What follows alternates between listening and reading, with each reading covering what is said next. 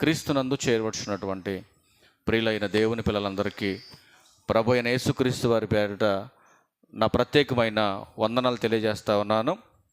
అలాగే ఈరోజు పుట్టినరోజు జరుపుకుంటున్నటువంటి హర్షవర్ధన్ గారికి కూడా నా ప్రత్యేకమైన వందనాలు. వాడికి హ్యాపీ బర్త్డే చెప్పాను నేను, వాడు థ్యాంక్స్ చెప్పలే, నాకు ఇప్పుడు వందనాలు చెప్తున్నాడు. ఓకే, వందనాలు, మంచిదే. గడిచినటువంటి కాలం అంతా కూడా దేవుడు తన కృపచేత ప్రేమ చేత కాపాడి మరొక సంవత్సరాన్ని దేవుడు వాడికి అనుగ్రహించినటువంటి సందర్భాన్ని బట్టి ఈరోజు ఈ కూడికని ఏర్పాటు చేసినటువంటి వాళ్ళ తాతగారికి, నాయనమ్మ గారికి, వాళ్ళ డాడీకి, వాళ్ళ మమ్మీకి, వాళ్ళ రక్త సంబంధులుగా కూడి వచ్చినటువంటి ప్రతి ఒక్కరికి ప్రత్యేకమైనటువంటి వందనాలు తెలియజేస్తూ ఉన్నాను. కొన్ని ప్రాముఖ్యమైన సంగతులు ఈరోజు వాడి బర్త్డే సందర్భంగా మనం విందాం. తండ్రి అయినటువంటి దేవుడు గర్భఫలము ఇస్తూ ప్రతి తండ్రికి తల్లికి చెబుతున్నటువంటి మాట, నేను నేర్పించమన్నట్టుగా మీరు నేర్పించాలి, నేను పెంచమన్నట్టుగా మీరు పెంచాలి. నేను నేర్పించమన్నట్టుగా నేర్పిస్తే, నేను పెంచమన్నట్టుగా మీరు పెంచితే మీ పిల్లలు చెడిపోరు. ఇప్పుడు ఒక వీడియో చూపించాను మీకు ప్రారంభంలోనే. దాన్ని ఎందుకు చూపించడం జరిగిందంటే, ఇప్పుడు చెప్పబోతున్నటువంటి సందర్భం అంతా కూడా దానిని బేస్ చేసుకొనే ఉంది కాబట్టి మీకు అర్థమవుద్దన్న ఆలోచనతో సబ్జెక్టుకు ముందుగానే వీడియో చూపించాను మీకు. మరొక వీడియో ఉంది, ప్రాముఖ్యమైన వీడియో, దాన్ని లాస్ట్లో కూడా మీకు చూపించడం జరుగుతుంది. కనుక ప్రాముఖ్యమైనటువంటి సంగతి ఏంటంటే, గర్భఫలం ఎవరిస్తున్నారు? మాట్లాడకూడదు తల్లి, మాట్లాడితే నేను చెప్పలేను, మీరు వినాలి. నేను ఏం చెప్తున్నానో జాగ్రత్తగా మీరు వినాలి. ఎక్కువసేపు చెప్పను, కొద్ది నిమిషాలు మనం నేర్చుకుందాం. సందర్భం ఏంటంటే, గర్భఫలం ఇస్తుంది ఎవరు? కరెక్ట్గా చెప్పండి, ఎవరిస్తున్నారు గర్భఫలం? దేవుడేనా? అందరు నమ్ముతున్నారా? అందరూ నమ్ముతున్నారా? ఎవరు నమ్మినా నమ్మకపోయినా బైబుల్ చెబుతున్నటువంటి ఆధారం ఒకసారి మరి చూద్దాం. మళ్ళా 127వ కీర్తన వచనం 3 అందరికీ తెలుసు, ఒకసారి మళ్ళీ చదువుకుందాం. అయినప్పటికీ కూడా 127వ కీర్తన బైబిల్ అందరూ తీయండి, లేనివారు జాగ్రత్తగా వినండి మాటలు. కుమారులు యెహోవా అనుగ్రహించు స్వాస్యము, గర్భఫలం ఆయన ఇచ్చు బహుమానం. ఈ భూమి మీద ఏ మానవుడు ఇవ్వలేనటువంటి గొప్ప బహుమానం దేవుడు మానవులకు ఇస్తున్నాడు.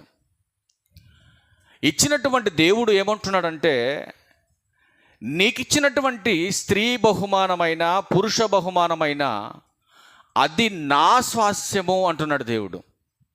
ఈరోజు ప్రతి ఫంక్షన్స్లో ఇస్తున్నటువంటి గిఫ్ట్స్ అన్నీ కూడా ఇచ్చినటువంటి వ్యక్తులు, ఇది నా సొత్తు, ఇది నా సొంతం, నేను మరలా తిరిగి వెళ్ళిపోయేటప్పుడు తీసుకొని వెళ్ళిపోతాను అని చెప్పి నీ చేతిలో పెడితే తీసుకుంటావమ్మా? తీసుకోం మనం. కానీ దేవుడు గర్భఫలాన్ని ఇవ్వటానికి ముందు ఏం చెబుతున్నాడంటే, నీకు ఇస్తున్నటువంటి గర్భఫలం నా స్వాస్యము అంటున్నాడు దేవుడు. నవమాసాలు మోస్తుంది నీవైనా, వాడు మరణించేంత వరకు పెంచేది నీ స్వాధీనంలో అయినా, దేవుడు కోరుతున్నది ఏంటంటే, నీ దగ్గర పెరుగుతున్నటువంటి నీ కుమార్తె అయినా కుమారుడైనా నా సొత్తుగా మీరు పెంచాలి, నా కొరకే మీరు పెంచాలి అని దేవుడు చరిత్రలో ఏనాడో ఎందరో ప్రవక్తల చేత మాట్లాడించాడు, ప్రకటించాడు. కానీ జగత్పునాది వేయబడక మునిపే నిత్యత్వంలోనే మానవాళిని గుర్చినటువంటి ఆలోచన పరలోకమందున్నటువంటి తండ్రి ఒక ఆలోచన కలిగి ఉన్నాడు పరలోకంలో. ఎందుకంటే భూమి మీదకి వచ్చినటువంటి ప్రతి మనిషి ఏదో ఒక రోజు మరణించక తప్పదు. మరణించిన ప్రతి మనిషి ఎక్కడ నుంచి అయితే తల్లి గర్భంలోకి వచ్చాడో, తల్లి గర్భంలోంచి వచ్చినటువంటి మనిషి ఎంతకాలం ఈ భూమి మీద బతకాలో, బ్రతికినటువంటి మనిషి ఏ దినమున చనిపోతాడో ఎవరికి తెలియదు. కనుక ఈ జనన మరణాల మధ్యలో ఉన్నటువంటి ఈ క్షణికమైన ఈ చిన్న కాలంలోనే దేవుడు తనకిష్టమైనటువంటి బిడ్డలుగా తమ బిడ్డలు ఉండాలన్న ఆలోచన దేవుడు చేశాడన్న విషయాన్ని ఈరోజు ఎంతమందికి అర్థమవుతా ఉంది? అందుకే ఒక సబ్ టైటిల్గా ఒక చిన్న టైటిల్ తీసుకొని మనం ముందుకెళ్ళే ప్రయత్నం చేద్దాం. దేవుడిచ్చినటువంటి బహుమానాలను దేవుడు మెచ్చినట్టుగా పెంచుతున్నారా తల్లులు? మీరు ఆలోచించండి. దేవుడిచ్చినటువంటి బహుమానాలను దేవుడు మెచ్చేలా పెంచుతున్నారా? ఇదే కాన్సెప్ట్. దేవుడిచ్చాడు గర్భఫలాన్ని, ఇచ్చిన గర్భఫలాన్ని దేవునికి నచ్చినట్టుగా, దేవునికి ఇష్టమైనట్టుగా ఈరోజు పెంచుతున్నారా? మీరు ఆలోచించండి. యేసుక్రీస్తు ప్రభువారు మరణించటానికి ముందు వాదార్చేటటువంటి మాట కూడా చెప్పాడు, మేల్కొల్పే మాట కూడా చెప్పాడు స్త్రీలకి. ఏమని చెప్పాడు?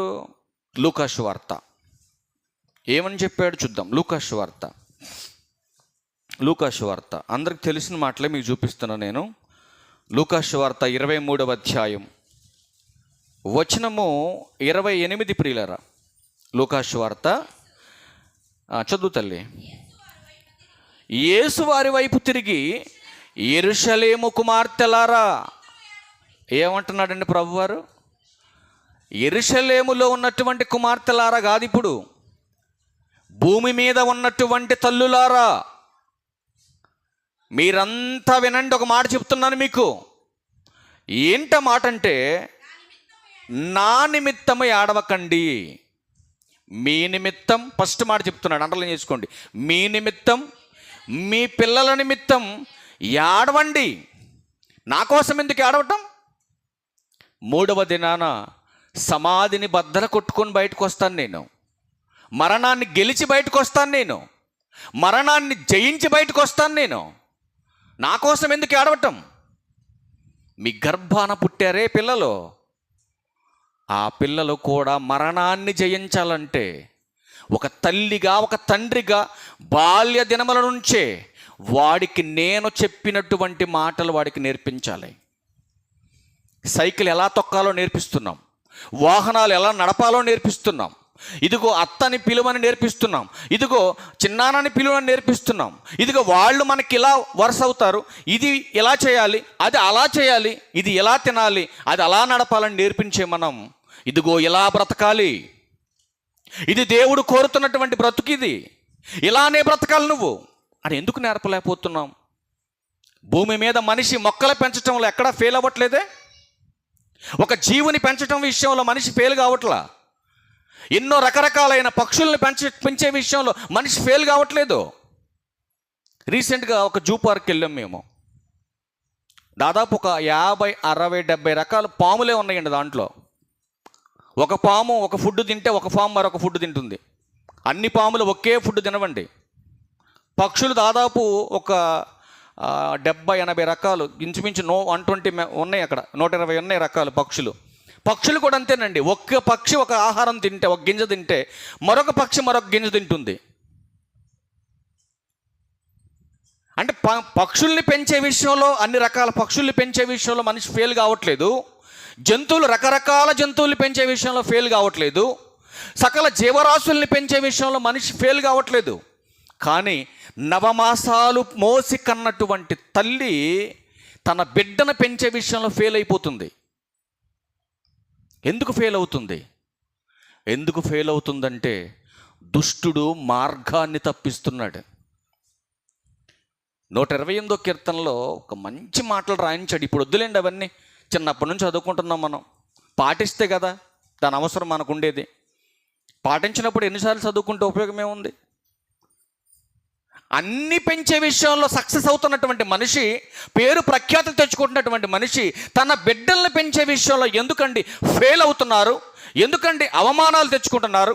ఎందుకండి నిందలు తెచ్చుకుంటున్నారు? ఎందుకండి తమ పిల్లల చేతే తమ ప్రాణాలు తీసేసుకుంటున్నారు? ఆలోచించండి. రీసెంట్గా ఇంతకు మునిపే వచ్చే ముందు, స్నానం చేసి బయలుదేరి వచ్చే ముందే ఒక న్యూస్ వచ్చింది. నోటిఫికేషన్ తీసుకున్నాను నేను, నాకు పనికి వస్తుంది అని చెప్పేసి తీసుకున్నా. ఏంటి నోటిఫికేషన్ అంటే, ఇప్పటికీ ఉంది, ఆల్రెడీ ఫేస్బుక్లో ఉంది. ఇది తల్లి ఆడుకోనివ్వట్లేదని, సెల్ ఫోన్ ఇవ్వట్లేదని, బయటకు ఫ్రెండ్స్ దగ్గరికి వెళ్ళనివ్వట్లేదని స్కూల్లో టీచర్ కంటే తల్లి బాగా స్ట్రిక్ట్గా ఉంచుతుందంట బిడ్డను బయటికి పోనివ్వకుండా. ఎండ ఎట్టేస్తుంది బయట, ఎట్టేస్తుందండి ఎండ. తల్లి బిడ్డని జాగ్రత్త చేసుకుంటుంది. వాడికి అర్థం కాదు, వాడికి అర్థమయ్యేలా చెప్పుకుంటూ పెంచుకుంటూ వస్తే వాడికి అర్థమవుతుంది. కనుక ఒకేసారి వాడిని ఒత్తిడి చేస్తే, ఒకేసారి వాడిని ఏమంటే జైల్లో పెట్టినట్టుగా మనం బంధించేసి కఠినంగా మాట్లాడితే కోపం వస్తుందని బైబిలే చెప్పింది. అవునా కదా? ఖచ్చితంగా కోపం వస్తుంది వాడికి.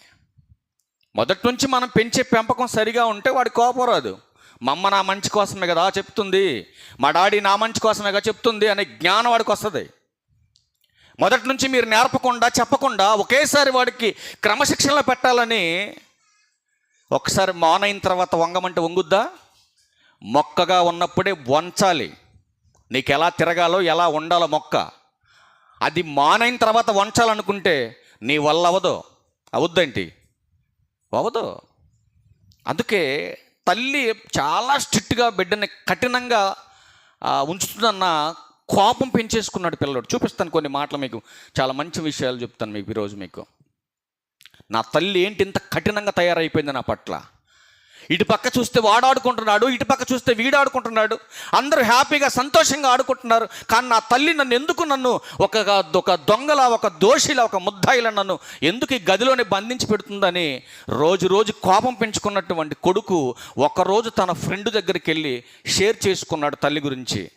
ఒరే, మా అమ్మ నాకు బాగా ఆటంకంగా మారిపోయిందిరా, నన్ను బయటికి స్వేచ్ఛగా తిరగనివ్వట్లేదు, నన్ను లోపల బంధించేస్తుంది, ఏం చేయాలరా అని ఆలోచన చేసినప్పుడు వీళ్ళిద్దరు ఫ్రెండ్స్ ఇద్దరు కలిసి ఆలోచన చేశారు. ఏమని? ఒరే, నీ ఆటలు ఆడుకోవటానికి నువ్వు చేస్తున్నటువంటి పనులకు అడ్డుపడుతుంది మీ తల్లే కదా. అవసరం మా తల్లే. అయితే ఇప్పుడు ఏం చేద్దాం? అయితే మీ అమ్మని లేకుండా చేయాలి ఇప్పుడు మనం. దానికి కొడుకు రెడీ అయిపోయాడు. వెంటనే ఫ్రెండ్ని తీసుకొని వచ్చాడు ఇంటికి, ఫ్లాట్లోకి. తల్లిని గొంతు నొలిపి చంపేశారు ఇద్దరు కలిసి. ఎక్కడో మ్యారేజ్ అయిపోయి అత్తింటికి వెళ్ళిపోయిన కూతురు ఈ విషయాన్ని తెలుసుకొని వచ్చి బడోమని ఎడుతుంది. వచ్చి ఇప్పుడు నా తమ్ముడే నా తల్లిని చంపాడు అని. ఎంత దారుణంగా తయారైపోయారండి పిల్లలు ఈరోజు, ఎంత దారుణంగా తయారైపోయారండి. రీసెంట్గా నిన్న ఒకరోజు ఒక చోటకి వెళ్ళాను నేను. వెళ్తే ఇరా మీ డాడీ ఎక్కడికి వెళ్ళారంటే ఆడు అంటాడు కదా, ఆ పంది షాపులో కూర్చుంది అంటున్నాడు. ఎరా మీ డాడీ పంది అయితే నువ్వేంట్రా అన్నాను నేను. ఇప్పుడు మీ డాడీ పంది షాపులో కూర్చున్నాడు బాగానే ఉంది, ఇప్పుడు నువ్వేంట్రా అన్నాను నేను. అంటే నేను మంచివాడిని అంటున్నాడు వాడు. ఎంత ఏమంటున్నాడు వాడికి 3 ఏళ్ళు 4 ఏళ్ళు ఉంటాయి వాడికి. ఇప్పుడు నేను అన్న మెల్లి దగ్గర పిలిచి, మీ నాన్న పంది అయితే మీ నాన్నకు పుట్టిన నువ్వు కూడా ఏం కావాలి, నువ్వు కూడా పంది అవ్వాలి కదరా అంటే, లేదు పాస్టర్ గారు నేను పందిని కాదు నేను మంచివాడిని అంటున్నాడు. మరి దేన్ని చూసి వాళ్ళ డాడీ నీడి పంది అంటాను నాకు అర్థం కాదు. నేను అక్కడి నుంచి ఇంటికి వచ్చిందాక ఆలోచించుకుంటూ వచ్చా, ఏంటి చిన్న పిల్లోడు వాళ్ళ డాడీని పట్టుకొని పంది అంటాను ఏంటి అంటే, వాడి బిహేవియర్ అలా మారటానికి గల కారణం వాళ్ళ తల్లి వాళ్ళ తండ్రి. అందుకే దేవుడు ఏమంటున్నాడంటే, గర్భఫలాలు మీకు ఇస్తున్నాను నాయన, ఇచ్చినటువంటి గర్భఫలాలు నా సొత్తుగా నా స్వాస్యముగా నేను చెప్పినట్టుగా మీరు పెంచాలి. అలా పెంచకపోతే మీ బిడ్డలు మీ కళ్ళ ముందే పాడైపోతారు. అలా బిడ్డలు పాడైపోతే ఇక నిత్యము వాడికి శ్రమ, మీకు అవమానం, ఇక నిత్యం మీరు ఏడవలసిందే. అందుకే యేసుక్రీస్తు ప్రభువారు అన్నాడు, ఎందుకమ్మా నా కోసం ఏడుస్తున్నారు? మీకు పుట్టారు కదా బిడ్డలు, ఆ బిడ్డల కోసం ఏడవండి, వాళ్ళ మార్పు కోసం ఏడవండి.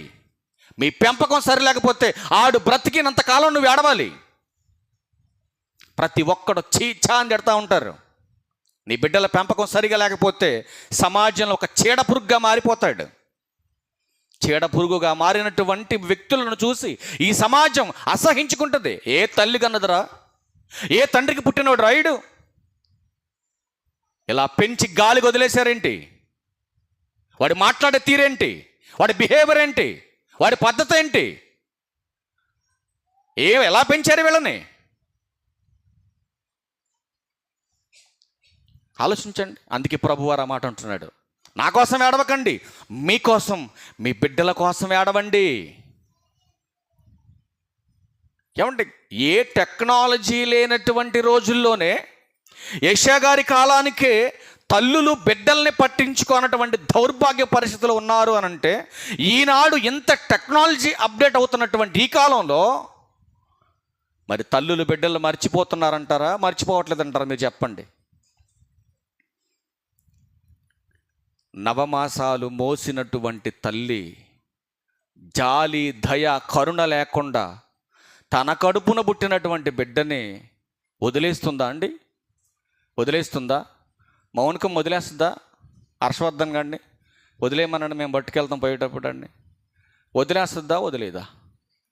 ఏమ్మా, తల్లులు బిడ్డల్ని వదిలేస్తారా? వదిలేయరా?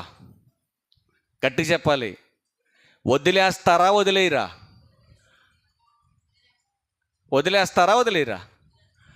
వదలరని కొంతమంది అంటున్నారు, వదిలేస్తారని కొంతమంది అంటున్నారు. అసలు ఎంతవరకు వాస్తవం? బైబిల్ ఏం చెప్తుందో చూద్దాం. యెషయా గ్రంథం తీయండి. దేవుడు ఎంత బాధపడుతున్నాడో. బిడ్డలను మీకు ఇచ్చాను నేను, ఇచ్చినటువంటి బిడ్డల్ని మీరు ఎందుకమ్మా మర్చిపోతున్నారు అని దేవుడు ఎంత బాధపడుతూ మాట్లాడుతున్నాడు చూడండి. యెషయా గ్రంథం 49వ అధ్యాయం 15వ వచనం. స్త్రీ తన గర్భమున పుట్టిన బిడ్డను కరుణింపకుండా తన చంటి పిల్లను మరచునా? క్వశ్చన్ పెట్టాడు చూడండి. ఇప్పుడు క్వశ్చన్ రివీల్ బైబిల్ నుంచి క్వశ్చన్ మీకు వదిలేసాము. ఇప్పుడు ఆన్సర్ చెప్పండి టకటక. కరుణించకుండా అంటే అర్థం ఏంటి? జాలి, దయ లేకుండా నవమాసాలు 9 నెలలు అల్లారు ముద్దుగా చూసుకున్నటువంటి ఆ బిడ్డను కన్న తర్వాత తల్లి జాలి లేకుండా, దయ లేకుండా వదిలేస్తుందా అని క్వశ్చన్ పెట్టాడు. వదిలేస్తుందా? వదిలేదా? కింద చెప్తున్నాడు. వారైనా మరచుదురు గాని, అబ్బాయి ఎంత బాగా అంటలు చేసుకోండి మాట. వారైనా మరచుదురు గాని అంటే మరుస్తారనా, మరవరనా? చాలా ఉండే నా దగ్గర, మీరు చూసే ఓపిక లేదు కానీ నా దగ్గర చాలా ఉన్నాయి. తల్లులు వదిలేసినటువంటి వీడియోలు చాలా ఉన్నాయండి. కొద్ది రోజుల క్రితమే ఒక తల్లి 2 నెలల పాపనండి నైట్ అంతా నిద్రపోనివ్వకుండా ఏడుస్తుందని నోటికి క్లాత్ కట్టి కట్టెల పొయ్యిలో పడేసింది ఒక దుర్మార్గురాలు. మరొక తల్లి వేరొకనితో సాంగత్యం ఏర్పాటు చేసుకుని కట్టుకున్నటువంటి భర్తను, కన్న బిడ్డని విడిచిపెట్టి వేరొకరితో వెళ్ళిపోవచ్చు కదా. నీకు వెళ్ళిపోవాలనుకుంటే కడుపును బిడ్డిన బిడ్డను ఎందుకండి చంపటం? మీరు ఆలోచించండి.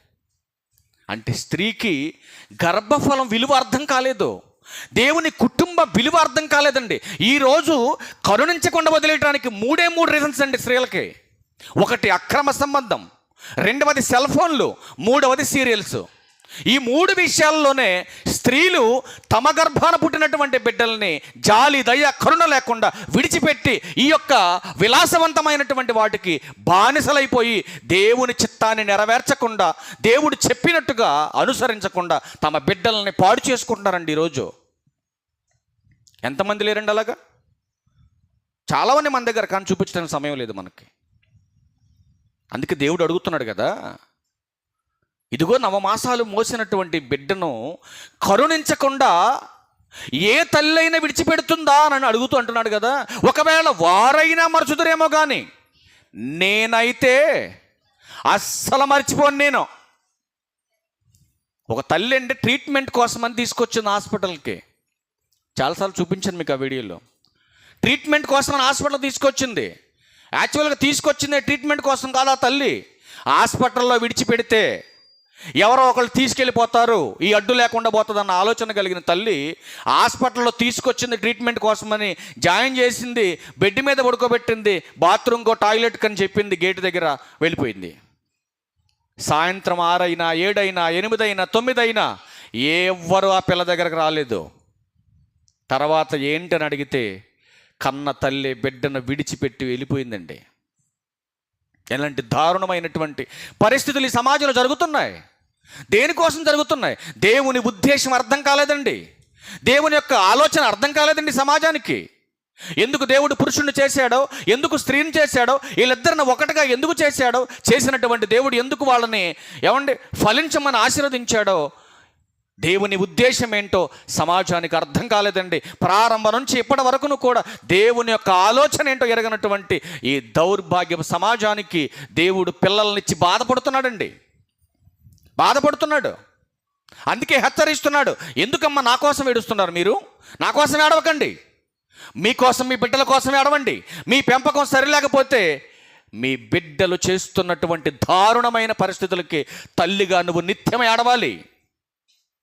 అందుకే అంటున్నాడు, నవమాసాలు మోసినటువంటి బిడ్డల్ని మీరైనా మర్చిపోతారేమో, కానీ నేను అస్సలు మర్చిపోను ఉంటున్నాడు దేవుడు.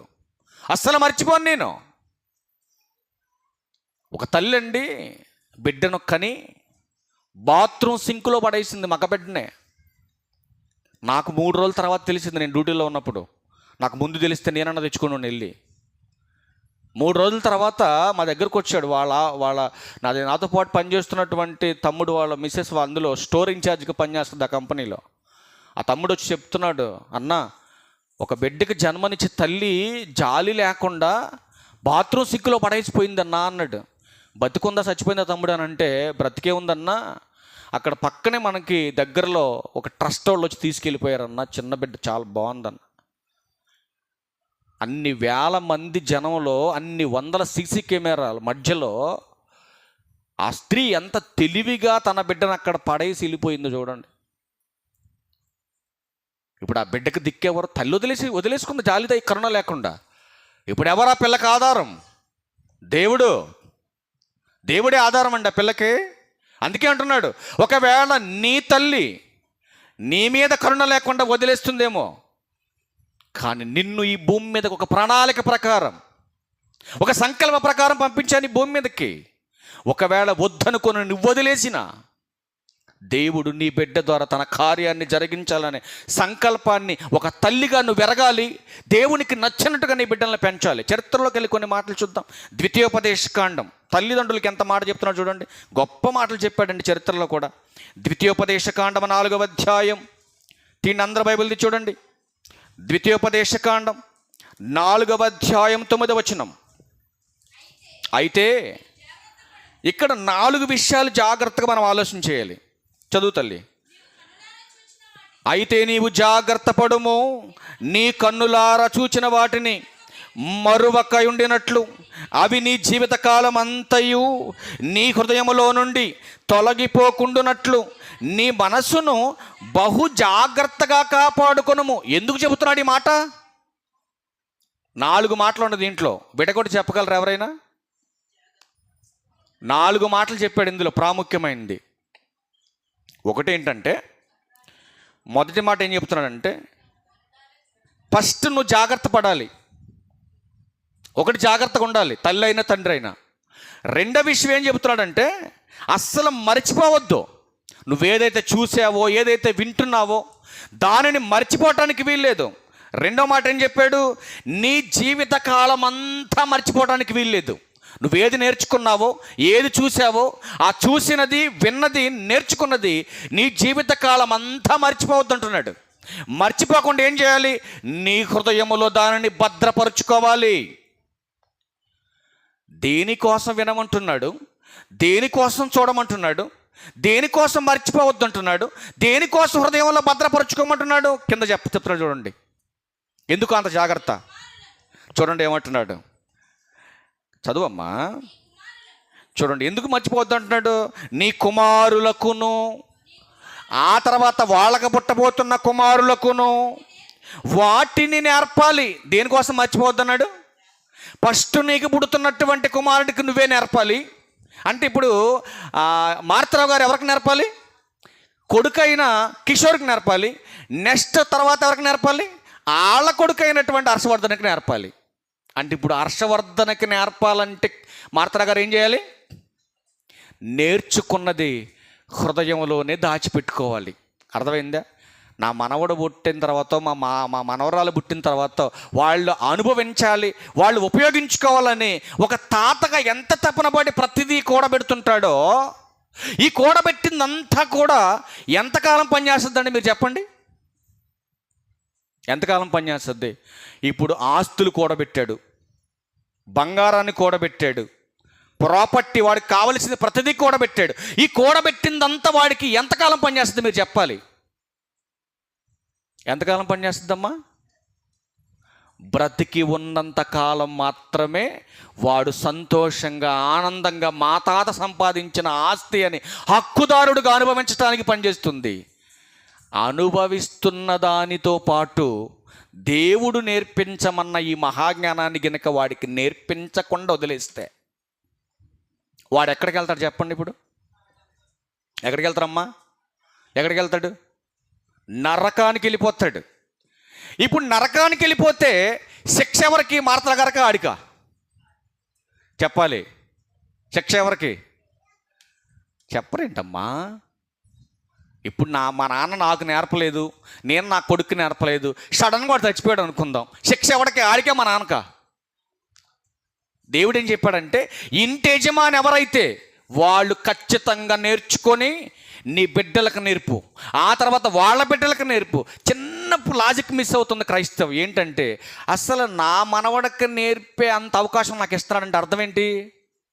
అప్పటిదాకా నేను బతుకుతానని, అప్పటిదాకా నాకు ఆయుష్ ఇస్తానని. ఇప్పుడు 128వ కీర్తన 6లో కూడా అదే చెప్పాడు చూడండి, చాలా బాగుంటుంది అక్కడ. 128వ కీర్తన 6వ వచనం కూడా చూడండి. అబ్బా, చూసారండి?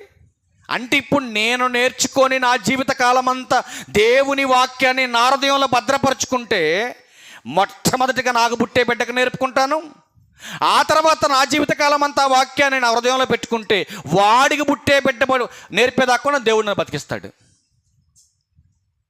అర్థమవుతుందండి? ఎంత ఆశ్చర్యకరమైన మర్మంతో కొన్ని విషయాలు చెప్పాడు చూడండి. ఒక ఇంటి పెద్ద మనవల్ని చూడాలంటే, ఆ ఇంటి పెద్ద ఏం చేయాలంటే దేవుని వాక్యాన్ని గైకొనాలి, దేవుని వాక్యాన్ని హృదయంలో దాచుకోవాలి. అందుకే తండ్రులారా, మీరు మీ పిల్లలకు ఏమి నేర్పాలి? దేవుని వాక్యాన్ని నేర్పాలి. ఈరోజు ఇంతమందిని ఎందుకు సమకూర్చారు ఇక్కడ? దేనికోసం సమకూర్చారు? ద్వితీయోపదేశకాండం 31వ అధ్యాయం 12వ వచనం చూడండి. ద్వితీయోపదేశకాండం 31వ అధ్యాయం 12వ వచనం. ఎవరికి భయపడాలంటండి? తండ్రి ఏమో దేవునికి భయపడితే పిల్లలు, భార్య, కుటుంబంలో ఉన్న ప్రతి ఒక్కరూ ఆ ఇంటి యజమానికి భయపడాలి. వీళ్ళంతా కలిసి దేవునికి భయపడాలి. నీ కుటుంబం క్షేమంగా ఉండాలంటే నువ్వు చేయవలసినటువంటిది, నీ దేవుడైన యెహోవాకు భయపడి ఈ ధర్మశాస్త్ర వాక్యములన్నిటిని అనుసరించి నడుచుకున్నట్లు పురుషులేమి, స్త్రీలేమి, పిల్లలేమి, నీ పురములోనున్న పరదేశులేమి వాటిని విని నేర్చుకొనుటకు అందరినీ పోగు చేయండి. ఇప్పుడు హర్షవర్ధన్ గారి బర్త్డే సందర్భంగా ఇంతమందిని ఎందుకు పోగు చేశారు? వాడు కట్ చేసే కేకు తింటానుక ఏమ్మా? అందుకేనా పోగు చేసింది? కాదే. దేనికోసం పోగు చేశారు ఇదంతా? ఎందుకు ఈ కూడిక? దేవుని వాక్యాన్ని నేర్పించడానికి ఏర్పాటు చేయబడినటువంటి కూడిక. మరి దేవుని వాక్యాన్ని నేర్చుకోవడానికి వచ్చిన మనం నేర్చుకునే వెళ్దాం బయటికి. హర్షవర్ధన్ పుట్టినరోజు ప్రార్థన పెట్టారని అడిగారు అనుకో ఎవరైనా రేపు పొద్దున. పెట్టారు. ఏం నేర్పారు? ఏం నేర్పారు? ఆయన నోటికి వచ్చింది ఏదో 4 మాటలు చెప్పుకొని పోయాడు. మాకైతే ఏం అర్థం కాలేదు. కేకు పెట్టారు, చక్కగా సీటు పెట్టారు, హార్ట్ పెట్టారు, చక్కగా భలే జరిగింది ఆడు బర్త్డే, సూపర్ అయిపోయింది. ఇదేనా బర్త్డే? ఇది కాదే బర్త్డే అంటే. అది కాదు ఆశీర్వాదం. ఏది ఆశీర్వాదం? ఎలా వస్తుంది ఆశీర్వాదం? ఈరోజు వాడు బర్త్డే అని వచ్చిన మనమందరం కూడా దీర్ఘాయుష్మంతుడు అవునుగా కానీ దీవించారు అనుకోండి, అవుద్దా? అవుద్దమ్మా? ఇప్పుడు దీర్ఘాయుష్మంతుడు కాకని మనం దీవిస్తే దీర్ఘాయుష్ వచ్చేస్తుందా? చెప్పరేంటమ్మా? వస్తుందా రాదా? దీర్ఘాయుష్మంతుడు అవును కాకని నెత్తి మీద చేయి పెట్టి దీవించేస్తే దీవెన వస్తుందా? చెప్పాలి. రాదు. మరి ఎలా వస్తుంది? దీర్ఘాయుష్మంతుడు కావాలంటే ఎలా వస్తుంది? సామెతల గ్రంథం 9వ అధ్యాయం 11వ వచనం. సామెతల గ్రంథం 9వ అధ్యాయం 11వ వచనం చూడండి. జ్ఞానం అంటండి, చూడండి ఏమంటున్నాడు దేవుడు, నా వలనే నీకు దీర్ఘాయువు కలుగును. ఇప్పుడు నా వలనే అని దేవుడు అంటున్నాడు అంటే అర్థం ఏంటి? అర్థం ఏంటండి? నా వలనే నీకు దీర్ఘాయువు అని దేవుడు అంటున్నాడంటే భూమి మీద ఏ ఒక్కరి వలన దీర్ఘాయువు ఇచ్చేటటువంటి అవకాశం లేదని గమనించాలి. అంతేనా? వాక్యం నేను ఒక్కడనే చెప్పగలనంటే అర్థం ఏంటి? ఇంకా చెప్పేవారు ఇక్కడ ఎవరు లేరని అర్థం. అంతేనా? నేను ఒక్కడనే బాగా వండగలను అనంటే అర్థం ఏంటి? ఇక మిగతా వాళ్ళు సరిగ్గా వండలేరని అర్థం. అంతేనా? నేను ఒక్కదాన్నే బాగా పాడగలంటే అర్థం ఏంటి? ఇక మిగతా వాళ్ళు ఎవరు నాకంటే ఎక్కువగా పాడలేరని. ఇప్పుడు నేనే దీర్ఘాయువు కారణం అన్నాడు అనుకో దేవుడు, ఇప్పుడు నెక్స్ట్ మరొకడు దీర్ఘాయువు ఇవ్వలేడని అర్థం. ఇప్పుడు దీర్ఘాయువు ఇవ్వాలంటే దేవుడే దానికి మూలమని మనకు అర్థమైంది. ఇప్పుడు దీర్ఘాయువు ఇవ్వటానికి దేవుడే మూలమని మనకు అర్థమైంది. మరి దీర్ఘాయువు ఎలా ఇస్తాడు దేవుడు? చెప్పగలరా ఎవరైనా? ఎలా ఇస్తాడు దీర్ఘాయువు? తీయండి, ఇదే సామెతల గ్రంథం ఇంకొక మాట చూపించి కొన్ని ప్రాముఖ్యమైన సంగతులు చూద్దాం. సామెతల గ్రంథం 3వ అధ్యాయం ప్రారంభవచనాలు చూడండి. నా కుమారుడా, నా ఉపదేశము మరువద్దు. అంటే వింటారు కొంతమంది, కానీ విన్నదాని ప్రకారం బ్రతకరు. అందుకే ఆయుష్ ఆవిరైపోతుంది కొంతమందికి, అందుకే ఎక్కువ కాలం బ్రతకలేకపోతున్నారు కొంతమంది. కనుక విన్న వాక్యాన్ని మరచిపోకుండా ఉంటే ఏం జరుగుతుందో కంటిన్యూషన్ చేయండి. నా ఆజ్ఞలను హృదయపూర్వకంగా గైకొను, అవి దీర్ఘాయువును సుఖజీవంతో గడుచు సంవత్సరములను శాంతిని నీకు కలగజేస్తాయి. అర్థమైందండి? వాక్యాన్ని హృదయపూర్వకంగా విని గైకొనాలి, విన్న దాని ప్రకారమే బ్రతకాలి. అలా బ్రతికితేనే నీకు దీర్ఘాయుష్ ఇస్తాడు దేవుడు. అర్థమవుతుందండి? ఇప్పుడు దీర్ఘాయుష్ ఎలా వస్తుందో క్లారిటీ వచ్చిందా? అంటే ఆయుషే కానీ ఆరోగ్యం కాదంటారా? ఆరోగ్యం ఇవ్వడా దేవుడు అనుకున్న వాళ్ళు కూడా ఒక మాట చూపిద్దాం. సామెతల గ్రంథం 4వ అధ్యాయం. ఆయుష్ మాత్రమే ఇస్తాడా, ఆరోగ్యం ఇవ్వడం అనుకున్న వాళ్ళ కోసం ఒక మాట చూపిద్దాం. సామెతల గ్రంథం 4వ అధ్యాయం 22వ వచనం. దొరికిన వారికి అవి జీవము అన్నాడు. ఏం దొరికిన వాళ్ళకి? జ్ఞానం దొరికిన వాళ్ళకి, దేవుని వాక్యము దొరికిన వాళ్ళకి అది జీవం. కంటిన్యూషన్ చేయండి. వారి సర్వ శరీరమునకు ఆరోగ్యమిచ్చును. జాగ్రత్తగా వినండి. ఏమొస్తుందంటే సర్వ శరీరానికి ఆరోగ్యం వస్తుంది.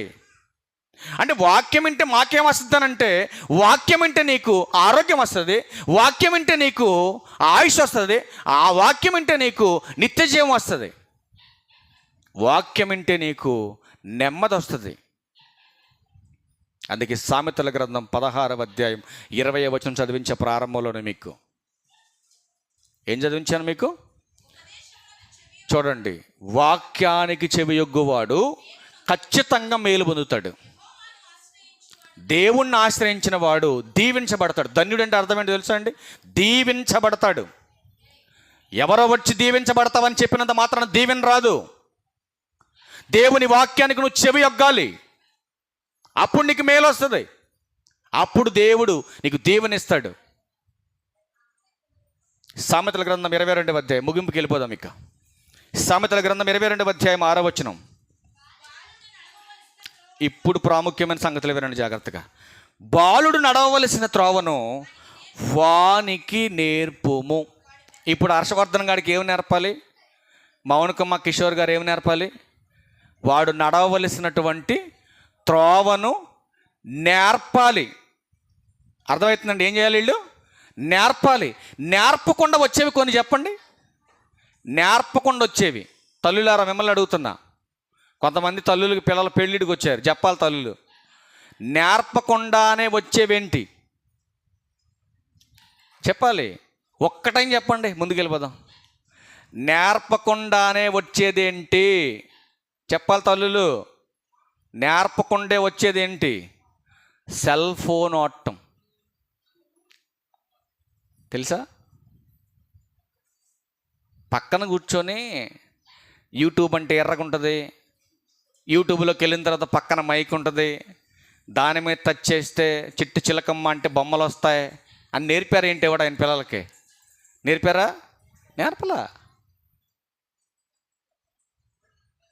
మా మేనగోళ్ళండి లాకు స్క్రీన్ మీద ఎలా అంటాం కదా, లాకు ఎట్ట చూసి కనిపెడుతుంది లాకు. దానికి ఎవరు చెప్పాడండి?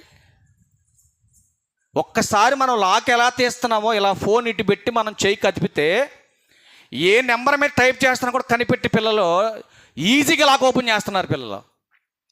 అంటే ఎంత జ్ఞానాన్ని దేవుడు వాళ్ళకి ఇచ్చాడు చూడండి పిల్లలకి. నేర్పితేనే ఏమొస్తుందో తెలుసండి పిల్లలకి? నడవడికి వస్తుంది. నేర్పకుండానే ఏమొస్తుంది? నడక వస్తుంది. మనం నేర్పకుండా నడక వస్తుంది.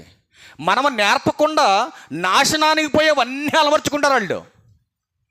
కానీ వాడి బాగుపడేవి, నిత్య జీవానికి వారసత్వాన్ని తీసుకొచ్చేవి మాత్రం ఖచ్చితంగా మనమే నేర్పాలి. మనకంటే బాగా ఎవరు నేర్పుతారు చెప్పండి? నా బిడ్డకి నాకంటే బాగా భద్రమ నేర్పగలదా మీరు చెప్పండి? నాకంటే బాగా ఇంకెవరన్నా నేర్పగలరా? ఏమండి, నా బిడ్డ నాకంటే ఎక్కువగా ఎవరి దగ్గర ఉంటాడు? పుట్టిన దగ్గర నుంచి ఎవరి దగ్గర ఉంటాడమ్మా? తల్లి దగ్గర మాత్రమే ఉంటాడు. పుట్టిన దగ్గర నుంచి బిడ్డ పెళ్ళయ్యే వరకు కూడా ఎక్కువగా కాలం గడిపేది తల్లి దగ్గరేనండి, కొడుకైనా కూతురైనా. ఇప్పుడు తొలి ఉపదేశకులుగా ఎవరు అవ్వాలి? పిల్లలకి తల్లి అవ్వాలి. ఇప్పుడు తల్లి ఒడిలో ఉన్నప్పుడు ఏం చెప్పుద్ది తెలుసా అండి? ఒరే, ఇదిగో మీ అమ్మమ్మ, ఇదిగో మీ తాతయ్య, ఇదిగో మీ నాయనమ్మ, మీ తాతయ్య, మీ మేనత్త, మీ మేనమామ, మీ చిన్నాన్న, మీ అత్త నేర్పిందా నేర్పలేదా?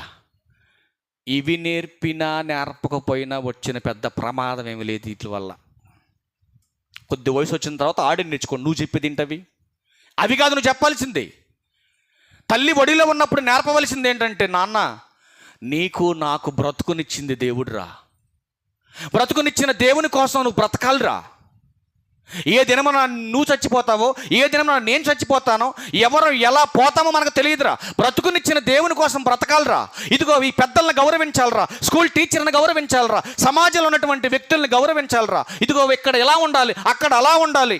ఎప్పుడన్నా నేర్పిందా తల్లి? ఈరోజు ఒక తండ్రిని తండ్రి అని పిలిచే కొడుకులు కూడా లేరు. జాగ్రత్తగా గుర్తుపెట్టుకోండి మీరు. ఏ కొడుకు పిలుస్తున్నాడు నాన్న అని నోటారా? ఏ ఎద్దునో గాడిదనో కుక్కనో పిలిచినట్టుగా పిలుస్తున్నారు వాళ్ళ పిల్లలు. అలా పిలవటానికి కారణం ఎవరో? నువ్వు నేర్పలేనటువంటి ఉపదేశకుడిగా ఉన్న కుటుంబంలో. చాలామంది భలే ముద్దులాడతారండి. నాకు ముచ్చటేస్తుంది వాళ్ళని చూస్తే. ఏమంటారు పిల్లల్ని? ఏమంటారండి? బాగా పిల్లల్ని ప్రేమించుడు చేతులు ఎత్తండి, 3 మాటలు చూపించి ముగించేస్తా. అది ఆ అక్క ఎవరు ఎక్కింది, ఎత్తిందని చేతులు, ఆ చెల్లి ఒకరు ఎత్తింది వెనకాల. బాగా పిల్లల్ని ప్రేమించోళ్ళు ఒక మాట చెప్తా. బాగా ప్రేమించోళ్ళు ఒక మాట చెప్తా, జాగ్రత్తగా వినండి తల్లి. పిల్లల్ని బాగా ప్రేమించోళ్ళు మీ పిల్లలకి పాయిజన్ తాగించగలరా? విషాన్ని చేతులు ఎత్తండి. అస్సలు బ్రదర్ నేను తాగించలేనండి నా పిల్లలకి, నేను విషాన్ని తాగించలేను నేను. చేతులు ఎత్తండి. మేము తాగించలేం బ్రదర్ పిల్లలకి. విషాన్ని తాగించలేరు కదా మీరు? తాగించలేరు కదా? తాగించలేరు. విషాన్ని డైరెక్ట్గా తాగించలేకపోతున్నాం మనం. ఎందుకని? నేను కన్న బిడ్డ, నా బంగారు కొండ, నా చిట్టి తల్లి అని ముద్దులాడుతున్న మనం, ఏమండి, తన బిడ్డ పట్ల అంత అమితమైనటువంటి ప్రేమ ఉన్నటువంటి నీవు నీ బిడ్డను దినదినము నాశనంలోనికి తీసుకెళ్ళేటటువంటి కొన్ని పదార్థాలు నీకు తెలియకుండానే నీ చేతులారే వాడి చేతులు గుండా వాడి నోట్లోకి పంపిస్తున్నావు నువ్వు. అందులో మొట్టమొదటిది కూల్ డ్రింక్స్ అండి, రెండవది ఐస్ క్రీమ్లు, మూడవది ఏం ప్యాకెట్లు అవి? లేస్ ప్యాకెట్లు, చిప్స్ అంటారంట. అబ్బా ఆహా. నాలుగవది పిజ్జాలు, బర్గర్లు. విషం తాగితే నీ బిడ్డ 1/2 నిమిషంలో చస్తాడు. కానీ నేను చెప్పిన ఈ 5 తిన్నవాడు దినదినము రోగాలు పాలై నీ కళ్ళ ముందే దేనికి పనికిరానటువంటి ఒక నిర్జీవమైన కట్టిగా మారిపోతాడు. ఒకరోజు డాక్టర్ గారి దగ్గరికి వెళ్ళి ఒకే వారంలో 34 మంది గర్భసంచులు తీయించుకున్నాను. నాకు నిద్ర పట్టలేదండి. విజయవాడ శ్రీకర్ హాస్పిటల్లో డాక్టర్ గారితో నేను మాట్లాడినప్పుడు, ఎందుకు చిన్న వయసులో ఉన్నటువంటి 27 సంవత్సరాల నుంచి 35 సంవత్సరాల లోపు ఉన్నటువంటి చెల్లెమ్మలందరూ కూడా ఎందుకు ఈ రకం గర్భసంచులు డ్యామేజ్ అయిపోతున్నారు, ఎందుకు ఇలా పాడైపోతున్నారు, చిన్న పిల్లలకి ఎందుకు ఇలాంటి భయంకరమైనటువంటి రోగాలు వస్తున్నాయని డాక్టర్ గారి దగ్గర గంట కూర్చొని మాట్లాడాను నేను. ఎప్పటికేదైనా డౌట్ వస్తే నేను వాట్సాప్ చేస్తాను ఆయనకి. చేస్తే వెంటనే దాని సొల్యూషన్ చెప్తాడు నాకు. మాట్లాడితే ఆయన చెప్పింది ఒకటేనండి, తీసుకునేటటువంటి ఫుడ్ విషయంలో చాలా నిర్లక్ష్యంగా పనిచేస్తున్నారు ఈరోజు. ఫాస్ట్ ఫుడ్కి అలవాటు పడిపోయారండి. ఒక ఆవిడ అంటుంది మొన్న, వారంలో ఒక్కరోజే పొయ్యి మీద వండుతారంట, అందుకని 5 నెలలు వస్తుందంట గ్యాసు. నాకు ముందు అర్థం కాలేదు. గ్యాస్ బండి ఎన్నాళ్ళు వస్తుందమ్మంటే 5 నెలలు వస్తుంది బ్రదర్ అంది. ఏంటి 5 నెలలు వస్తుందా? నేను ఆశ్చర్యపోయానండి. వెంటనే మా ఆవిడ ఇంకా చూశాను, నేను చూసి నేర్చుకోమ్మల్ని. 5 నెలలు వస్తుందంట గ్యాస్ వాళ్ళకి అని అంటే, ఈలోపు వాళ్ళ యజమాని అన్నాడు కదా, ఏమండి అసలు ఇక్కడ జరిగేది మీకు పూర్తిగా తెలియదు, అందుకే మీరు ఆ వెంక చూస్తున్నారు అలాగా అన్నాడు. మా అక్క వెంక చూస్తున్నారు అన్నాడు. ఏంటయ్యా ఏం జరుగుతుందంటే, వారంలో ఒక్కరోజే అండి వండేది ఇంట్లో అన్నాడు. మరి మిగతా రోజు నాయన, మిగతా రోజులు ఈ రెస్టారెంట్కి ఒకరోజు, ఆ రెస్టారెంట్కి ఒకరోజు, ఆ రెస్టారెంట్, మరి ఊళ్ళో రెస్టారెంట్లన్నీ మాయే. ఆడు బొద్దెంకలేసి వండుతారో తెలియదు, కప్పలేసి వండుతారో తెలియదు, ఎలుకలేసి వండుతారో తెలియదు, కుక్కలేసి వండుతారో తెలియదు, ఆడు ఏమేసి వండుతారో తెలియదు. తినేస్తారు, మీరు వచ్చేస్తారు. ఆ తర్వాత మెల్లిగా వంట పట్టిన తర్వాత ఎక్కడ పోవాలి? మళ్ళీ హాస్పిటల్కి వెళ్ళాలి. మరి అక్కడ 15 రోజులు పోతే పొయ్యలికి ఇచ్చింది అప్పుడు ఇంకా. అందుకే 5 నెలలు వస్తుంది గ్యాస్ బండ. ఏమండి, నూడిల్స్ బండి పోయే పని లేదు, ఐస్ క్రీమ్ బండి పోయే పని లేదు, ఫ్రైడ్ రైస్ బండి పోయే పని లేదు. సమాజంలో చెత్తంతా డస్ట్బిన్లో వేసినట్టుగా మన పొట్టలో వేసుకుంటే ఇంకా మనం ఎలా ఆరోగ్యంగా ఉంటామండి? మీరు ఆలోచించండి. అందుకే మీ పిల్లలను మీ చేతులారా మీరు పాడు చేసుకోవద్దని చెప్తున్నాను నేను. అర్థమైందండి? ఇవి నేర్పించాలి మీరు. నాన్న ఐస్ తింటే, మా దగ్గర ఒకటి ఉంది, ఇంత ఉంటుంది నల్లగా, అది డ్రింక్ తాగుతావమ్మంటే అంటది కదా, వద్దు మామయ్య మా డాడీ కొడతాడంటది. మరి ఐస్ క్రీమ్ తింటావా, జలుబు చేస్తుంది మాయ, వద్దంటది. ఒకరోజు అసలు ఏం చేస్తుందని, మన ఎవరిది బర్త్డే, ఆ బర్త్డే రోజు మరి ఆ బుడ్డదాని కోసం 4 చాక్లెట్లు అడుక్కొని తీసుకుపోయిన, కారులో వేసుకొని ఇంటికి తీసుకెళ్ళి జేబులు వేసుకొని కూర్చోబెట్టుకొని, నీ కోసం ఒకటి తీసుకొచ్చాను అని చెప్పి అటు తీసి అటు పెట్టా బయటికి. అసలు నేను ఏం చెప్పకుండా ఏమని తెలుసా అండి, మామయ్య ఇది తింటే జలుబు చేస్తుంది మామయ్య అన్నది. వెంటనే డస్ట్బిన్లో పడేసి తీసుకెళ్ళి చాక్లెట్. అంటే పిల్లలకి మనం ఏమి నేర్పిస్తే అదే నేర్చుకుంటారు వాళ్ళు, అదే నేర్చుకుంటారండి. అందుకే ఇక్కడ ఏమంటున్నాడు సొలొమోను గారు సామెతలు 22:6లో, బాలుడు నడవవలసిన త్రోవను వానికి నేర్పు, వాడు పెద్దవాడైనప్పుడు దాని నుండి అస్సలు తొలగిపోడు. ఒక కొడుకండి ఫంక్షన్ డబ్బు ఇవ్వలేదని ఎంత మూర్ఖంగా ఉన్నారండి పిల్లలు ఈరోజు సమాజంలో. ఒక కొడుకు తల్లిని ఇంట్లో బంధించేసి కట్టేసి ఇంటి మొత్తం మీద పెట్రోల్ పోసి తగలబెట్టాడండి ఇంటిని. ఇంట్లో తల్లి నిలువున కాలి చచ్చిపోయిందండి. ఈ నెలలో ఫంక్షన్ డబ్బులు ఇవ్వలేదని తగలబెట్టా, మరి నెక్స్ట్ మంత్ నుంచి ఫంక్షన్ డబ్బులు ఎవరిస్తారు? జ్ఞానం ఉండాలి కదా. వాడికి నేర్పలేదు తల్లి, అందుకే మూర్ఖుడిగా మారిపోయాడు. మరొక తల్లి ఏం చేసిందో తెలుసా అండి? మరొక తల్లి చాలా ఉన్నాయండి మన దగ్గర. ఏం చేసిందో తెలుసా అండి? కొడుకుకి గారాబం పెట్టిందండి, బాగా గారాబం పెడితే ఊరు మీద అప్పుడప్పుడు అంటారు మన వాళ్ళు పెద్దోళ్ళు, మన చిన్నప్పుడు ఉండేలేండి ఊళ్ళో పెద్ద పెద్ద ఆంబోతులు ఉండేవి. అప్పుడప్పుడు మన పెద్దోళ్ళు గుర్తు చేస్తూ ఉంటారు, ఎందుకురా ఊరి మీద ఆంబోతులా తిరుగుతున్నావని. అంటారా లేదా? అంటారు. అంటే ఇప్పుడు ఆడు ఎవరో ఊరి మీద ఆంబోతులా తిరుగుతున్నంటే ఇప్పుడు ఎవరిని తిడుతున్నారు వాళ్ళు? ఎందుకురా కుక్కలాగా అడు తిరుగుతున్నాం అంటారు మన వాళ్ళు కొంతమంది. అవునా కదా? కుక్కకి ఏమైనా పని ఉండదా? ఏం పని ఉండదు. కొంతమంది మనుషులకు కూడా అంతే, ఏం పని ఉండదు. కుక్కలాగా ఈ చివరికి ఆ చివరికి ఇద్దరు తిరుగుతూ ఉంటారు. సమయాన్ని వ్యర్థం చేసుకొని వేస్ట్గా కాలం గడుపుతున్నారండి. ఈరోజు పిల్లలకి నేర్పవలసినవి కనుక నేర్పకపోతే ఖచ్చితంగా ప్రమాదం ఉందని బైబిల్ చెప్పింది. అదే సమాజంలో జరుగుతుంది. వాటిలోనే కొన్ని తీసుకొచ్చాను నేను. ఏంటంటేనండి, ప్రేమించి పెళ్లి చేసుకున్నటువంటి జంట అని పెట్టాడు న్యూస్ మీడియా వాడు. ఏంటి జంటలో ఉన్నటువంటి గొప్ప వింత అని తీస్తే, అక్క తమ్ముడిని పెళ్లి చేసుకుందండి. అక్క తమ్ముడిని పెళ్లి చేసుకుంది. ఇదిగో చూడండి, ఇదిగోండి, అక్క తమ్ముడిని పెళ్లి చేసుకుందండి. నెక్స్ట్ మరొకడు యూపీలో జరిగిందండి. యూపీలో 21 సంవత్సరాలు ఉన్నటువంటి యువకుడు ఫోన్లో చాటింగ్ చేస్తారు కదండి, ఆ చాటింగ్లో పరిచయం అయింది 40 సంవత్సరాలు ఉన్న ఆంటీ. అదిగో ఇన్స్టాగ్రామ్ అంటండి. మరి ఆ దరిద్రం అంతా నాకు తెలియదు, అని నేను టచ్ చేయను వాటిని. అంత టైం ఎక్కడ మనకుంటుందండి టచ్ చేయడానికి? ఏమండి, ఆ ఇన్స్టాగ్రామ్లో పరిచయం అయినటువంటి 40 ఏళ్ళ అమ్మాయిని 21 సంవత్సరాల బాబు ఏం చేశాడంటే ఏం చేశాడమ్మా, పెళ్లి చేసుకోండి. ఇదిగో చూడండి, ఢిల్లీలో జరిగిందండి ఇది. మన పిల్లలకి మనం సక్రమంగా బోధన ఏర్పకపోతే, ఇదిగో చూడండి, ఇంట్లో పెట్టి తల్లిని తగలబెట్టిన దరిద్రుడు కనపడుతుంది చూడండి. ఇందులో ఇంట్లో పెట్టి తగలబెట్టాడు, వీడియోలు నా దగ్గర. ఏమండి, రీసెంట్గా లాస్ట్ ఇయర్ అండి, అబ్బాయికి వచ్చి 13 ఏళ్ళు, అమ్మాయే 1 సంవత్సరం పెద్దది. విజయవాడలో జరిగింది ఇది.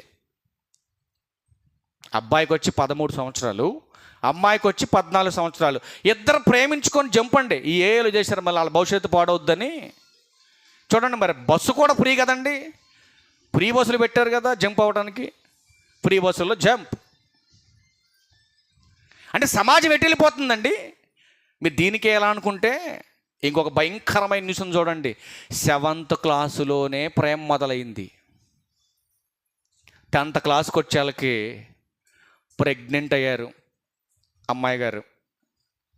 ఏమండి, 7th క్లాస్ పిల్లోడేంటి, 10th క్లాస్ అమ్మాయి ఏంటండి?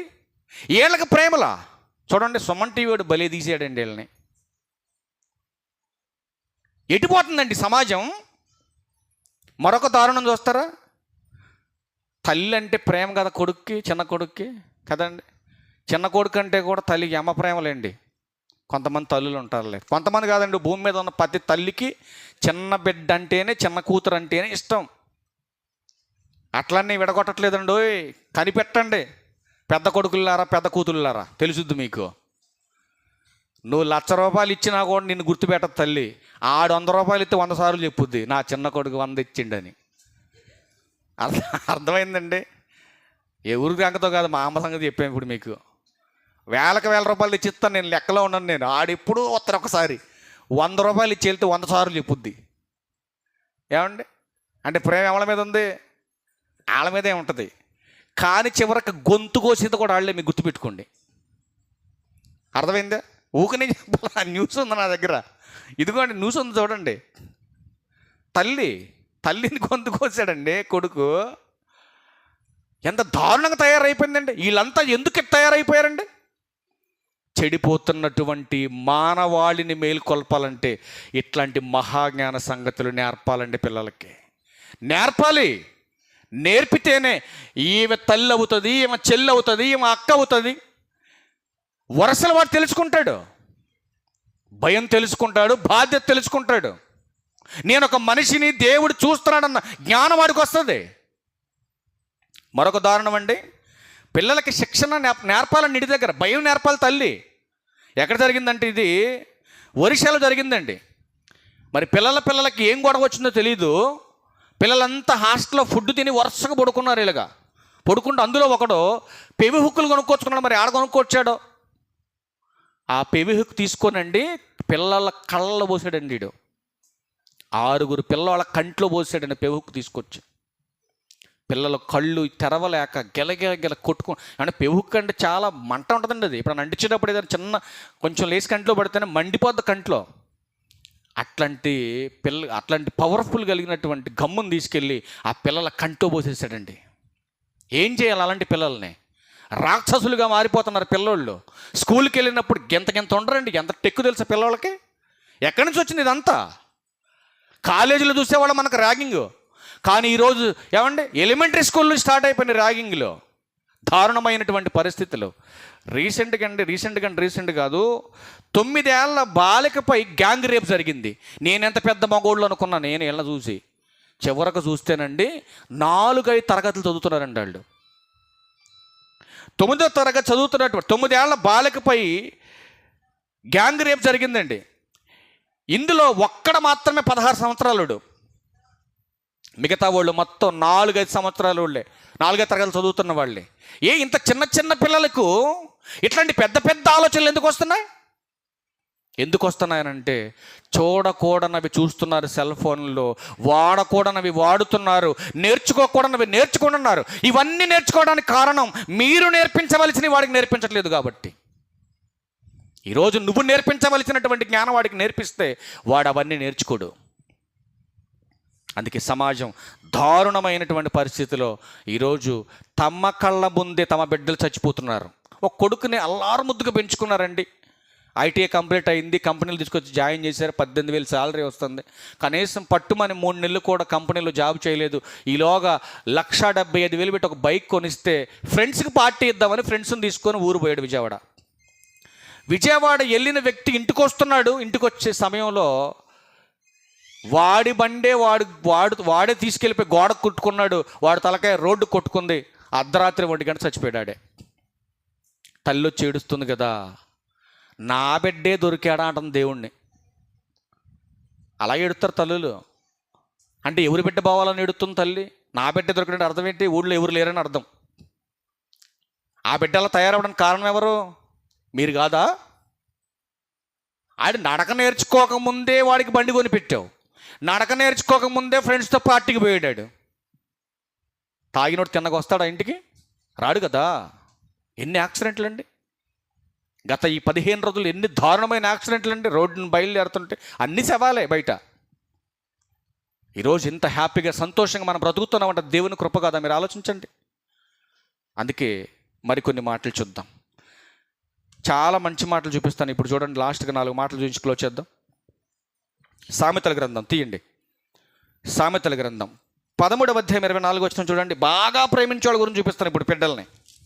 సామెతల గ్రంథం 13వ అధ్యాయం 24 వచనం చూడండి. ఒకవేళ తప్పు చేస్తే బిడ్డలో వాళ్ళని ప్రోత్సహించకుండా, వాళ్ళ నెత్తినెక్కించుకోకుండా ఏం చేయాలి చెప్తున్నాడు. కంటిన్యూషన్ చేయమ్మా. బెత్తము వాడని వాడు తన కుమారునికి విరోధి. కుమారుణ్ణి ప్రేమించేవాడు ఖచ్చితంగా వాళ్ళని శిక్షించాలి. నిజంగా నువ్వు నిజమైన ప్రేమ నీకుంటే, నీ బిడ్డల మీద అమితమైన ప్రేమ నీకుంటే, వాడు చిన్న మిస్టేక్ చేసినా కూడా నువ్వేం చేయాలి? దండించాలి. ఎలా దండించాలి? కొంతమంది చీటికి మాటికి చెంపల మీద కొడతా ఉంటారు. మంచి పద్ధతి కాదు ఇది. అలా కొట్టమాక. ఎక్కడ కొట్టాలి? కాళ్ళ మీద కొట్టాలి, వాడికి బుద్ధి రావాలని. మరొక మాట చూడండి, సామెతల గ్రంథం 19వ అధ్యాయం 18వ వచనం కూడా చూడండి. ఎలా కొట్టాలో చూడండి. ఎందుకు కొట్టాలి? బుద్ధి వచ్చునని నీ కుమారుణ్ణి శిక్షింపుము, అయితే వాడు చావాలని అస్సలు నువ్వు కోరద్దు. కొంతమంది తిడతా ఉంటారు తల్లులు, నేను చూస్తూ ఉంటాను. ఇంకా ఎందుకురా అడిపోసేస్తున్నావు, చావరాదని తిడతా ఉంటారు. నీకు బిడ్డనిచ్చింది ఎందుకు? చావటానికా? చావమని నువ్వు దీవించడానికా ఇచ్చింది బిడ్డనే?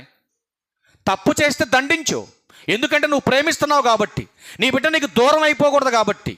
వాడంటే నీకు ఇష్టం కనుక మరొక తప్పు చేసి నాశనానికి వెళ్ళకుండా ఉండాలంటే ఖచ్చితంగా నీ బిడ్డని బెత్తముతో నువ్వేం చేయాలి? శిక్షించాలి. ఎందుకు శిక్షించాలి? వాడికి బుద్ధి రావాలి కనుక. వాడికి బుద్ధి రావాలని కొట్టాలంట. వాడు చావాలని మీరు అస్సలు కోరుకోవద్దు. ఎందుకు కోరుకోవద్దు? వాడు చావాలనే రైట్స్ నీకు లేవు. మరొక మాట చూడండి, సామెతల గ్రంథం 22వ అధ్యాయం 15వ వచనం చూడండి. 22వ అధ్యాయం 15వ వచనం. బాలుని హృదయంలో మూఢత్వము స్వాభావికముగా పుట్టును. మూఢత్వం అంటే జ్ఞానము లేనటువంటి తత్వం. స్వాభావికము అంటే పుట్టకతో వచ్చింది కాదు, ఇది ప్రకృతిలో నేర్చుకున్నటువంటిది. వాడు చూసి నేర్చుకున్నటువంటిది ఇది. ఈ తత్వం పోవాలి. కంటిన్యూషన్ చేయము, మొత్తం కంటిన్యూషన్ చేయండి. ఏమంటున్నాడు? శిక్షాదండము దానిలో నుండి తోలివేయును. ఒకవేళ నీ బిడ్డ మూర్ఖుడిగా మారిపోయాడు అనుకో, బెత్తం ఆడితే ఏమవుతుంది? వాడిలో ఉన్నటువంటి మూఢత్వం వదిలిపోతుంది వాడిలో నుంచి. అలా వదిలిపోయేలాగా నువ్వు శిక్షించాలి. ఎందుకు దేవుడు కొట్టమన్నాడు అని అంటే క్లారిటీగా బైబిల్ చెప్తుంది, వాడికి బుద్ధి రావాలి. రెండవది, వాడిలో ఉన్నటువంటి మూఢత్వం పోవాలి. దానికోసమే కొట్టాలి, అంతేగాని చావాలని కొట్టడానికి మీకు రైట్స్ లేవంటున్నాడు దేవుడు. ఇంకొక మాట కూడా చూడండి, సామెతల గ్రంథం 23వ అధ్యాయం 13వ వచనం చూడండి. సామెతల గ్రంథం 23వ అధ్యాయం 13వ వచనం చూడండి. నీ బాలులను శిక్షించుట మానుకొనకుము, బెత్తముతో వారిని కొట్టిన ఎడల వాడు చావకుండును, బెత్తముతో వారిని కొట్టని ఎడల పాతాళమునకు పోకుండా వాని ఆత్మను నీవు తప్పించదవు. తప్పు చేసినప్పుడు వెంటనే దండించావనుకో, వాడు చనిపోయిన తర్వాత నరకానికి వెళ్ళాడు, పాతాళానికి జారిపోడు, పరలోకానికి వెళ్తాడు. కనుక బిడ్డకు బుద్ధి వచ్చేలాగా నువ్వు గద్దించాలి, కొట్టాలని చెబుతున్నాడు దేవుడు. కానీ ఈరోజు చాలామంది తప్పులు చేస్తుంటే గద్దించకుండా వాళ్ళని ప్రోత్సహిస్తూ, బిడ్డలు ఇప్పుడు కాకపోతే ఒక ఆయన అన్నాడు, ఒక పెద్ద ఆయన, ఆ పిల్లలు ఇప్పుడు కాకపోతే ఇంకెప్పుడు చేస్తారు తప్పులు అన్నాడు. వాడి వయసులో నేను చేద్దాం అనుకున్నా, నేను చేయలేకపోయినా ఇప్పుడు నా మనవడు చేస్తున్నాడు అంటున్నాడు ఒక పెద్ద ఆయన. ఆలోచించండి. దానికోసం మా దేవుడు మీకు ఈ జీవితాన్ని ఇచ్చింది. దేవుడు కూడా ఏం చేస్తాడు, ఒక మాట చూడండి, ముగించేద్దాం. దేవుడు కూడా ఏం చేస్తాడు చూడండి. దేవుడు కూడా ఇంకొక మాట చూడండి. సామెతల గ్రంథం 29వ అధ్యాయము, సామెతల గ్రంథం 29వ అధ్యాయం 15వ వచనం చూడండి. బెత్తమును గద్దింపును జ్ఞానమును కలగచేయును, అదుపు లేని బాలుడు తన తల్లికి అవమానం తెచ్చును. చూసారండి, మీరు కనుక గద్దించకపోతే, మీరు కనుక జ్ఞానం నేర్పకపోతే, నీ పిల్లలు కానీ, నీ కూతురు కానీ, నీ కొడుకు కానీ బయటికి వెళ్ళి తప్పు చేస్తారు, ఖచ్చితంగా నీకు అవమానం తీసుకొస్తారు. అర్థమవుతుందండి? కనుక బిడ్డల్ని ఖచ్చితంగా తల్లి తండ్రి ఏం చేయాలి? గద్దించాలి. అవసరమైతే ఏం చేయాలి? శిక్షించాలి వాడిని. అందుకే ఎఫెసీయులకు రాసిన పత్రిక 6వ అధ్యాయం 4వ వచనం అంటాడు, తండ్రులారా మీ పిల్లలకు కోపం రేపక ప్రభు యొక్క శిక్షలోను బోధలోను వారిని పెంచండి. తప్పు చేస్తే శిక్షించండి. ఎందుకు శిక్షించాలి? వాడికి బుద్ధి రావాలని శిక్షించండి. ఏమండి, వాడికి బుద్ధి రావాలని శిక్షించాలి. బుద్ధి రావాలనే కొట్టాలి, చావాలని అస్సలు కోరుకోవద్దు అంటున్నాడు. దేవుడు కూడా మనందరి పట్ల ఎలాంటి ఆలోచన కలిగి ఉన్నాడో, ఎట్లా ఉన్నాడో ఒకసారి ఆ మాట చూడడం ముగించేద్దాం. ఒకసారి హెబ్రీలకు రాసిన పత్రిక 12వ అధ్యాయం 5-6 వచనాలు చూడండి. దేవుని ప్రేమ ఎలా ఉందో. నా కుమారుడా, ప్రభు చేయు శిక్షను తృణీకరించకము, ఆయన నిన్ను గద్దించినప్పుడు విసుకకుము. చూసారండి, ఇప్పుడు ప్రభు ఎందుకు గద్దిస్తున్నాడు? మనల్ని ఎందుకు శిక్షిస్తున్నాడు? ఆయన మనల్ని ప్రేమిస్తున్నాడు కనుక మనల్ని సరిచేయడానికి గద్దిస్తున్నాడు, శిక్షిస్తున్నాడు. కనుక ఆయన చేస్తున్నటువంటి శిక్షను కానీ గద్దింపును కానీ మీరు తృణీకరించారా, నరకానికి వెళ్ళిపోతారు మీరు ఖచ్చితంగా. కనుక కుటుంబము దేవుడు కట్టాడు.